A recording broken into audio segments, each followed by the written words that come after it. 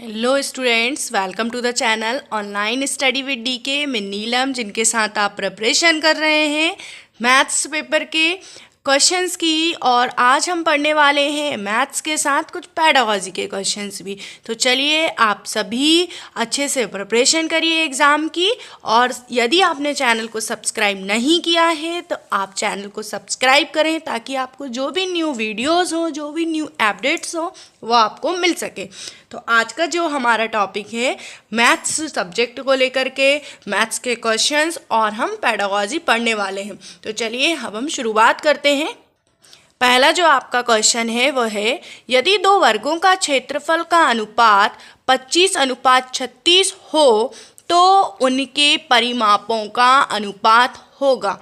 अब यहाँ पर आपको बोला गया है कि दो वर्गों का क्षेत्रफल दिया हुआ है जो कि 25:36 के अनुपात में है, तो उनके परिमापों का अनुपात निकालना है। तो सबसे पहले तो जब भी इस तरह के क्वेश्चंस आएंगे तो आपको जो भी दिया हुआ है उससे संबंधित जो भी आपको पता हो, आप वहाँ से शुरुआत करें।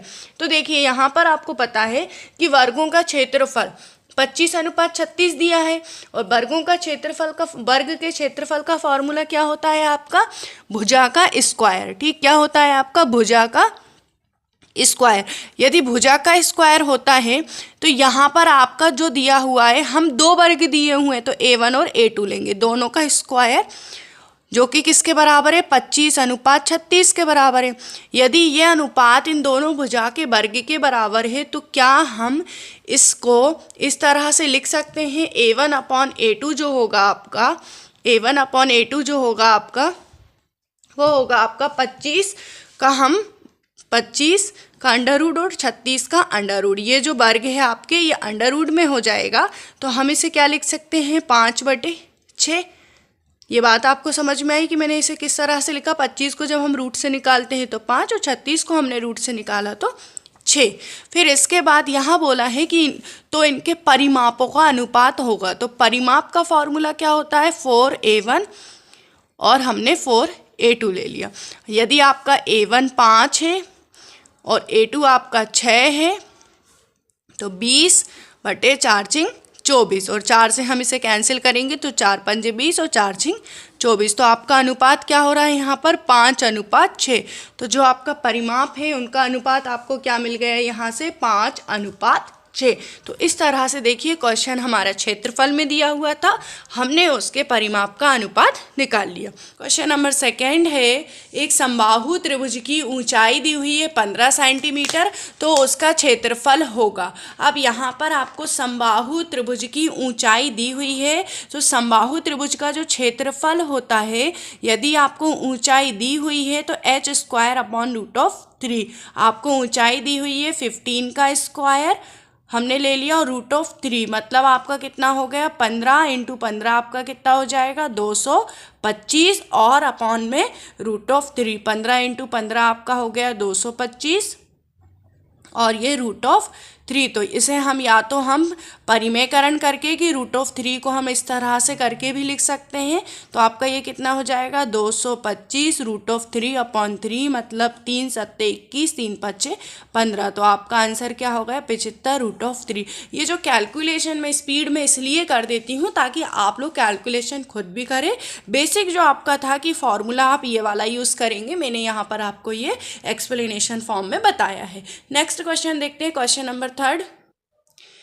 प्रेरणा, क्रियाकलाप व समायोजन गणित शिक्षण के किस पक्ष से संबंधित है? तो यहाँ पर बोला गया है कि जो प्रेरणा है, क्रियाकलाप व समायोजन है, गणित शिक्षण के किस पक्ष से संबंधित है? तो आपका जब भी क्रियाकलाप आता है तो आप ये गणित शिक्षण के क्रियात्मक पक्ष से इसका संबंध बताएंगे। किस पक्ष से? कि गणित शिक्षण के क्रियात्मक पक्ष से इसका संबंध है। नेक्स्ट क्वेश्चन नंबर 4 देखते हैं। सामान्य मनुष्य के शरीर का ताप 37 डिग्री सेल्सियस है, फ़ारेनहाइट पैमाने में यह ताप है। तो यहाँ पर आपको ताप दिया हुआ है, सेल्सियस में कितना दिया हुआ है? यहाँ पर सेल्सियस डिग्री आपको 37 दी हुई है, और आपको फ़ारेनहाइट में ये निकालना है। तो जब भी फ़ारेनहाइट से सेल्सियस में आपको वैल्यू दी हो तो आप इस फॉर्मूले का यूज़ करें।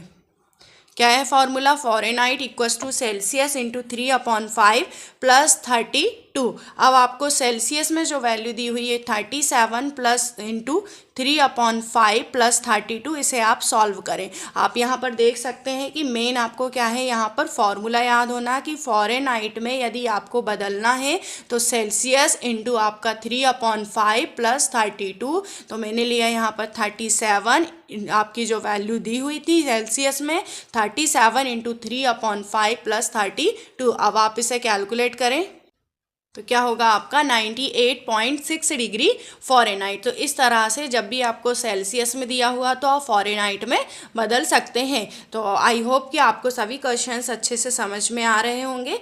नेक्स्ट देखते हैं क्वेश्चन नंबर 5।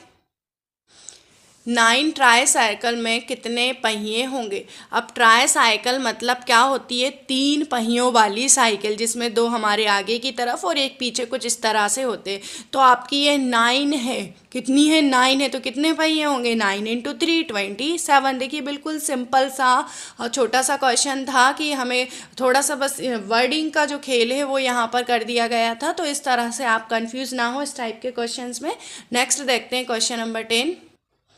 नेक्स्ट क्वेश्चन है 1 डेकामीटर में डेसीमीटर होते हैं। यहाँ पर कोई भी जो यूनिट है वो डेकामीटर में दी हुई है, आपको डेसीमीटर में चेंज करना है। तो जब भी आपको डेकामीटर से डेसीमीटर में बदलना है तो आपको जो यूनिट कन्वर्जन है सबसे पहले तो आप इसे याद कर लें। देखिए किलो, हेक्टो, डेका, फिर जो भी आपको जैसे यहाँ मीटर दिया हुआ है तो मैं यहाँ मीटर लिख रही हूँ, मीटर, डेसी, सेंटी और मिली। ठीक, तो मैंने क्या लिखा है यहाँ, kilo, hecto, deca, metre, deci, centi, milli. आपको इसी से बहुत कुछ समझ में आ जाएगा। जब भी आपको किलो से हेक्टो में बदलना है, एक ही यूनिट आप यहाँ पर ट्रांसफ़र हुए तो मल्टीप्लाई 10, लेकिन हेक्टो से यदि किलो में बदलना है तो डिवाइड 10। इसी तरह से यदि हेक्टो से डेका में जाना है तो मल्टीप्लाई 10, डेका से इधर जाना है तो डिवाइड 10। मतलब जब आप इस फॉर्म में जाएंगे तो मल्टीप्लाई करेंगे 10 का, और आप यहाँ से जो छोटी यूनिट से आप बड़ी यूनिट की तरफ आएंगे तो डिवाइड करेंगे 10 का। देखिए अभी हमें 1 डेका मीटर को डेसीमीटर में बदलना है, मतलब आपको डेका से डेसी में जाना है। मतलब आपको 1 स्टेप और 2 स्टेप जाना है, मतलब एक 10 आपका ये और एक 10 आपका ये। तो हम एक जो डेकामीटर है आपका वो कितने के बराबर होगा, 10 इंटू 10, मतलब कितने 100 डेसीमीटर। आई होप कि मैंने किस तरह से ये लिखा हुआ है और ये कैसे बताया समझ में आया होगा। तो एक डेकामीटर में आपके कितने 100 डेसीमीटर होते हैं। नेक्स्ट देखते हैं हम क्वेश्चन नंबर 7। क्वेश्चन नंबर 7 है कि शाम को 3:21 से 5 घंटे 28 मिनट पहले का समय क्या होगा। ठीक, अब सबसे पहली बात तो 3:21 से हम पहले की तरफ जाएं तो लॉजिक से बात है कि 5 घंटे पहले मतलब 3 घंटे पहले तो 12 बज ही जाएंगे, और 2 घंटे या 1 घंटे पहले आपका सुबह का समय हो जाएगा। तो सबसे पहले तो हमें ये तो वैसे भी पता चल गया है कि सुबह होगी। ठीक, अब 3:21 को क्या मैं 15:21 लिख सकती हूँ। 3:21 को क्या हम 15:21 लिख सकते हैं। फिर दूसरी बात यहाँ पर ये आती है कि आपको माइनस करना है इसमें 5:28 को, तो क्या ये 28 मिनट इससे माइनस हो पाएंगे, तो नहीं हो पाएंगे। तो इसके लिए मैंने आपको क्या बताया है कि यहाँ से आप पूरा 1 घंटा यहाँ ट्रांसफ़र करेंगे, मतलब 15 और 21 और आपका कितना हो जाएगा 60। तो ये कितना हो जाएगा 15 और ये 81। अब आपका हो गया 5:28। अब 5:28 को आप यहाँ पर माइनस कर लें तो यहाँ पर आपका 3, ये 5 और ये 9, मतलब सुबह के आपके 9:53। इस तरह के क्वेश्चन मैंने लास्ट वीडियोस में भी बताए हैं। यदि आपको थोड़ा भी उसमें कोई भी डाउट हो इसमें तो आप पहले के वीडियोस भी देख के समझ सकते हैं। नेक्स्ट क्वेश्चन देखते हैं। क्वेश्चन नंबर है आपका 8। क्वेश्चन नंबर 8 है एक रेलगाड़ी हैदराबाद से शुक्रवार को 13:15 पर चली और शनिवार को बेंगलुरु समय 7:30 पर पहुंची। यात्रा में लगा समय था। देखिए, समय से संबंधित प्रश्न काफ़ी पूछे जा रहे हैं, तो इसी वजह से मैंने और भी क्वेश्चंस लिए हैं, लास्ट वीडियो में भी लिए, इस वीडियो में भी लिए हैं। तो देखिए, सबसे पहले तो एक रेलगाड़ी जो है हैदराबाद से शुक्रवार को 13:15 पर चली, 13:15 पर चली और शनिवार को बेंगलुरु 7:30 बजे पहुंची। तो सबसे पहले तो ये दिन में चली, तो ये रात तक का जो समय हो रहा है आपका वो कितने होगा यहाँ पर 10 घंटे 45 मिनट। और ये जो 7:30 है आपका, और यहाँ पर ये जो 7:30 है आपका, हम इसे ऐड कर देंगे, मतलब यहाँ से रात तक का 10 घंटे 45 मिनट हुआ, आपने इसे ऐड कर दिया तो ये 17:75 और यहाँ के 60 मिनट यहाँ हो जाएंगे, तो 18:15। तो टोटल जो कुल समय हुआ आपका यहाँ पर कितना हुआ, 18:15। तो इस तरह से क्वेश्चंस आपको दिए जाते हैं और आई होप कि समय से संबंधित क्वेश्चन में अब आपको कोई भी प्रॉब्लम नहीं आनी चाहिए। नेक्स्ट देखते हैं क्वेश्चन नंबर 9। क्वेश्चन नंबर 9 जो है यहाँ पर बोला गया है x डिग्री का मान ज्ञात करो। तब हम यहाँ पर ये जो क्वेश्चन है आपको, इसमें x डिग्री आपको यहाँ नीचे केंद्र पे दिया हुआ है और यहाँ पर आपका जो एंगल A है वो आपको दिया हुआ है 35 डिग्री। अब यहाँ बोला गया है कि इस x डिग्री का मान क्या होगा, तो उसके लिए मैंने आपको यहाँ पर एक नोट लिखा हुआ है कि वृत्त के केंद्र पर बनने वाला कोण परिधि पर बनने वाले कोण का कितना होता है, दुगना होता है। तो जो केंद्र पर कोण यदि x डिग्री बन रहा है और यदि परिधि पर 35 डिग्री बन रहा है, तो केंद्र का कोण कितना होगा, 35 × 2 मतलब कितना, 7। तो आपका आंसर क्या होगा यहाँ पर 70 डिग्री। तो आप यहाँ पर अच्छे से देखें कि वृत्त के केंद्र पर बनने वाला कोण परिधि पर बनने वाले कोण से दुगना होता है। यदि परिधि पर 35 डिग्री बन रहा है तो केंद्र पर कोण कितना बनेगा, 70 डिग्री। तो ये जो नोट है आपके बहुत काम आने वाला है। आप स्क्रीनशॉट लेके इस नोट को लिख कर रखें या अच्छे से दिमाग में बैठा लें। नेक्स्ट देखते हैं क्वेश्चन नंबर 10। क्वेश्चन नंबर 10 में आपको यहाँ पर x डिग्री का मान ज्ञात करना है और इस तरह से कोई आपका डायग्राम है। डायग्राम में A B C कुछ इस तरह से लिए गए हैं, जिसमें B की जो वैल्यू है, एंगल B जो है वो है 35 डिग्री का और एंगल C जो है वो है आपका 25 डिग्री का। और x डिग्री आपको जो है केंद्र में जो एंगल बन रहा है उसकी आपको वैल्यू निकालनी है। तो यहाँ पर सबसे पहले तो आप ये देखेंगे कि ये यदि मैं इसको इस तरह से हाइड कर देती हूँ तो ये वाली परिधि से यहाँ तक की दूरी त्रिज्या और ये वाली जो त्रिज्या है OA कहीं पर भी हो, त्रिज्या आपस में बराबर होगी पूरे सर्कल के। और यदि ये दोनों त्रिज्याएं आपके बराबर है तो ये कौन सा त्रिभुज बन रहा है आपका, समद्विबाहु त्रिभुज। देखिए आप ध्यान से सुने, मैं जो भी बोलने वाली हूँ, समद्विबाहु त्रिभुज यदि बन रहा है तो जो एंगल B होगा और एंगल A होगा वो दोनों बराबर होगा और 35 डिग्री का होगा। ये बात समझ में आ रही है कि ये आसन्न भुजाओं पर बनने वाले कोण बराबर होते हैं। फिर इसी तरह से यदि मैं इसके लिए बात करूं तो ये वाली जो त्रिज्या है ये वाली त्रिज्या के बराबर होगी, OA बराबर होगी किसके, OC के। तो यदि OA और OC बराबर होगा तो आपका जो एंगल C है, एंगल A है, वो आपका यहाँ से कितना हो गया, 25 डिग्री की। तो मोस्ट इम्पोर्टेंट बातें जो रही आपकी वो हमने यहाँ पर देखी। ठीक, फिर इसके बाद में यदि हम इन दोनों को जोड़ देते हैं, 35 और 25 कितने होंगे आपके, 60। तो आपको कौन सा मिल जाएगा, एंगल A। इन दोनों को आपने जोड़ दिया तो आपको मिला एंगल A। और यदि एंगल A 60 का है तो एंगल x डिग्री कितने का होगा, 60 × 2। वही परिधि पर बनने वाला कोण केंद्र पर बनने वाला कोण परिधि पर बनने वाले कोण के दुगना होता है। इसी प्रॉपर्टी से आपने इसे सॉल्व किया। तो इस तरह से एग्जाम में कभी भी कंफ्यूज नहीं होना है यदि इस वाले एंगल को आपको फाइंड आउट करना है तो। नेक्स्ट क्वेश्चन देखते हैं, क्वेश्चन नंबर 11। जो क्वेश्चन नंबर 11 है, यहाँ बोला गया है 30 मिनट में घड़ी की घंटे की सुई द्वारा कोण। 30 मिनट में घड़ी की घंटे की सुई के द्वारा बनने वाला कोण। तो सबसे पहले तो आपका जो है 12 घंटे में कितना बनता है, 12 घंटे में जो कोण बनता है वो कितना होता है 360 डिग्री। ये सब बेसिक चीज़ें हैं जो आपको हमेशा पता होनी चाहिए। तो 12 घंटे में बन रहा है आपका 360 डिग्री, तो 1 घंटे में कितना बनेगा 360/12। तो 12 तिया 36। यदि 1 घंटे में 30 डिग्री है तो जो 30 मिनट है वो किसके बराबर होता है, आधा घंटे के। तो आधा घंटे में कितना हो जाएगा 30 × 1/2 मतलब 15 डिग्री। आई होप कि आपको ये मेथड अच्छे से समझ में आई होगी, किस तरह से हमने 12 घंटे से 30 मिनट का कोण फाइंड आउट किया है, जो कि है आपका 15 डिग्री। आप अच्छे से सारे क्वेश्चन अगर पोज करके और ख़ुद भी करने की कोशिश करें तो और भी बहुत अच्छा है। और प्लीज़ जो भी आपको क्वेरीज हैं वो आप मुझे कमेंट बॉक्स में बताते रहिएगा।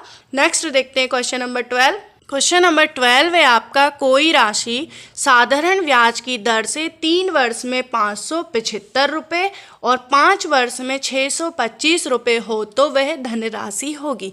तो देखिए कोई राशि है जो कि 3 वर्ष में कितनी हो रही है 575 रुपये और 5 वर्ष में हो रही है 625 रुपये। तो इसको करने का तरीका आपका वही होगा, हम यहाँ पर त्रियक गुणा करेंगे। तो 3 और 3 625 में आपका हो रहा है 2875 और 5 और 575 में हो रहा है आपका 1875। दोनों को हमने माइनस कर लिया, 5 में से 3 माइनस किया तो 2, तो आपका जो मूल राशि हुई वो कितनी हुई 500 रुपये। तो इस तरह से देखिए बहुत ही कम समय में हमने इस ट्रिक की हेल्प से इस क्वेश्चन को सॉल्व किया कि कोई धनराशि 3 वर्ष में दी थी, 5 वर्ष में दी थी, दोनों को हमने त्रियक गुणा करा, दोनों को हमने माइनस किया और आपको मिला 500 रुपये मूल राशि। नेक्स्ट है क्वेश्चन नंबर 13। एक व्यक्ति ने 10 रुपये में 11 पेन खरीदे और सभी पेनों का ₹11 में 10 पेन के भाव से बेच दिया, तब आपका लाभ प्रतिशत क्या होगा। तो 10 रुपये में कितने 11 पेन खरीदे हैं और 11 रुपये में 10 पेन खरीदे हैं। तो इस टाइप का जो क्वेश्चन है हमने इससे पहले वाले लेक्चर में भी किया था। तो आपको इन दोनों का जो है क्रॉस मल्टीप्लाई करना है। आप 10 × 10 करेंगे तो 100, 11 × 11 करेंगे तो आपका कितना होगा 121। अब आपको यहाँ पर लाभ प्रतिशत निकालना है, मतलब 121 में से आपने 100 माइनस करा और बटे में आपका क्रय मूल्य 100 हुआ और प्रतिशत का ये 100, तो आपका कितना होगा 21%। तो इस तरह से ये जो क्वेश्चंस होते हैं जो आपके दर और रुपए में दिए हों, आप इन्हें बहुत जल्दी से और इस मेथड से सॉल्व कर पाएंगे। नेक्स्ट देखते हैं क्वेश्चन नंबर 14। विभाजन के एक प्रश्न ने रवि ने गलती से 3 के स्थान पर 8 से भाग दिया और उत्तर 15 से कम प्राप्त हुआ, तो आपका सही उत्तर होगा। इस तरह के जो क्वेश्चंस होते हैं ये थोड़े से कंफ्यूजिंग होते हैं, लेकिन आप इसकी बिल्कुल एक डायरेक्ट मेथड देखिएगा कि विभाजन के एक प्रश्न में रवि ने गलती से 3 के स्थान पर, पहले 3 के स्थान पर उसने क्या लिख दिया 8 से भाग दे दिया। 3 से देना था लेकिन 8 से भाग दे दिया, तो आपको कितना कम प्राप्त हुआ 15, तो हमने माइनस किया। इसको आप सॉल्व करेंगे, एलसीएम 8x माइनस आपका 3x और ये आपका 24 जो कि आपके इक्वल हुआ 15 के। तो आपका 5x बराबर 15 और ये 24, तो x बराबर आपका कितना हुआ 72। और आपको किससे भाग देना था, आपको यहाँ पर 3 के स्थान पर 8 से दिया है तो आपको 3 से भाग देना था। तो 3 दूनी 6 और 3 चौको 12, तो आपका राइट आंसर क्या हुआ 24। तो आप यहाँ देख सकते हैं कि किस तरह से यदि हमें क्वेश्चन का एक्सप्लेनेशन अच्छे से आता हो तो हम बहुत ही जल्द से जल्द कम टाइम में सॉल्व कर सकते हैं। नेक्स्ट देखते हैं क्वेश्चन नंबर 15। 25 किसान एक खेत को 60 दिनों में जोत सकते हैं, तो 20 किसान कितने दिनों में जोतेंगे। देखिए मैंने लास्ट लेक्चर जो मेरा अपलोडेड है उसमें किसी बच्चे ने उसमें ये बोला है कि मैंने इस क्वेश्चन में मिस्टेक की है, तो क्या बताएंगे कि आपको क्या समझ में नहीं आया और क्या मिस्टेक हुई है वहाँ पर, तो आप वहाँ पर मुझे एक्सप्लेन करेंगे तो मैं आपको उस प्रॉब्लम को सॉल्व भी कर पाऊंगी। ठीक, तो यहाँ पर सबसे पहले तो आपके जो लिए हुए हैं 25 किसान है, यहाँ पर व्यक्तियों की बात हो रही है और दिनों की बात हो रही है, तो आप हमेशा इस फॉर्मूले को यूज़ करेंगे। अब आपके कितने किसान हैं? 25 किसान हैं, 60 दिन में जोत रहे हैं। कितने किसान मतलब कितने मैन होंगे जो 20 दिन में काम करेंगे? तो हम इस तरह से इस फॉर्मेट को सेट करते हैं और 20 तिया 60 हो जाएगा, 25 तिया 75, मतलब आपके कितने 75 जो किसान होंगे वो 60 दिनों में जोत सकेंगे। नेक्स्ट देखते हैं क्वेश्चन नंबर 16। क्वेश्चन नंबर 16 जो है आपका, वहाँ पर दिया हुआ है 1/3 -1 -1/4 -1 की पावर होल पावर -1। तो ये क्वेश्चन आपका कहाँ से लिया हुआ है? घातांक से लिया हुआ है, ठीक। और यदि x की पावर -1 होती है तो हम इसे लिखते हैं 1/x। तो यदि आपका ये 1/3 की पावर -1 है तो आप इसको क्या लिखेंगे? 3। और ये आपकी 1/4 की पावर -1 है तो आप इसको लिखेंगे 4। मतलब आपकी जो वैल्यू होगी वो आपकी जस्ट अपोजिट हो जाएगी। और इसकी जो होल पावर है आपने क्या ली? -1।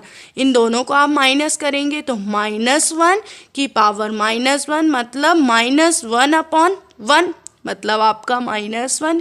देखिए क्वेश्चन कुछ भी ट्रिकी नहीं था, घातांक में आपकी पावर वाला क्वेश्चन था, तो हम इस तरह से इस क्वेश्चन को सॉल्व करेंगे।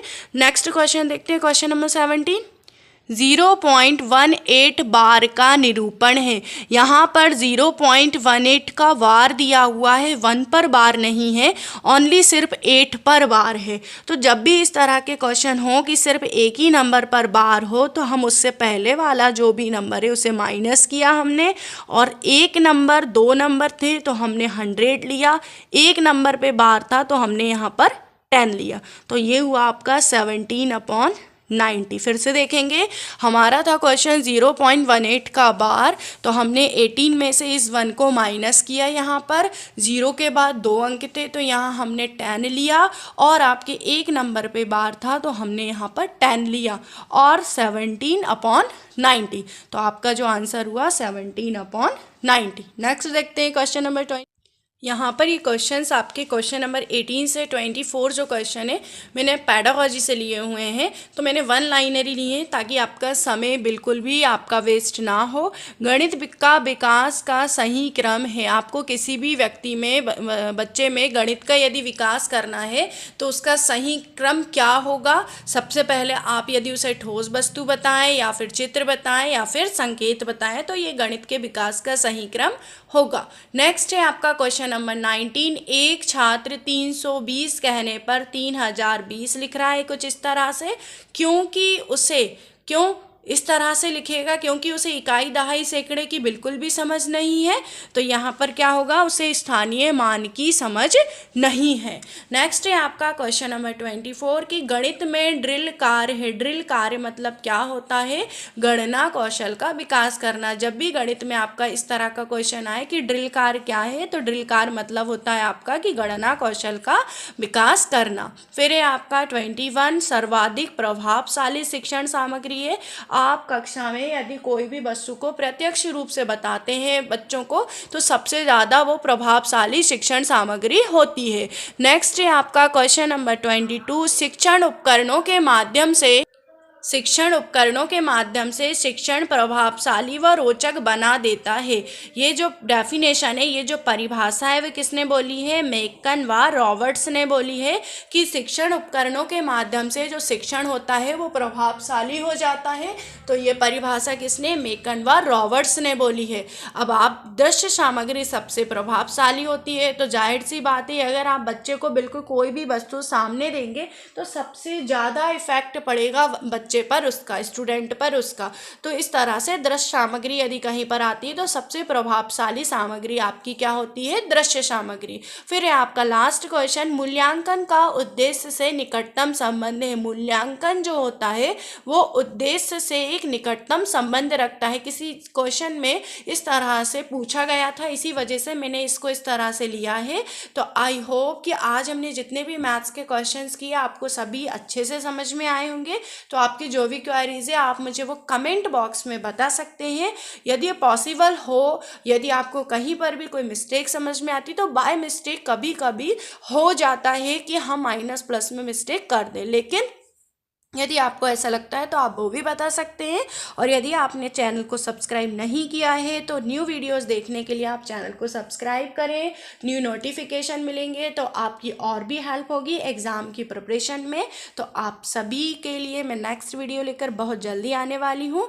एक बच्चे ने मुझे बोला है कि प्रोबेबिलिटी का वीडियो बनाना है, आप मैम प्रोबेबिलिटी पढ़ा दीजिए, तो मैं बहुत जल्दी कोशिश करूँगी कि उसके लिए प्रोबेबिलिटी का लेक्चर लेकर के आऊँ। तो आप सभी को मेरा जय हिंद, वंदे मातरम।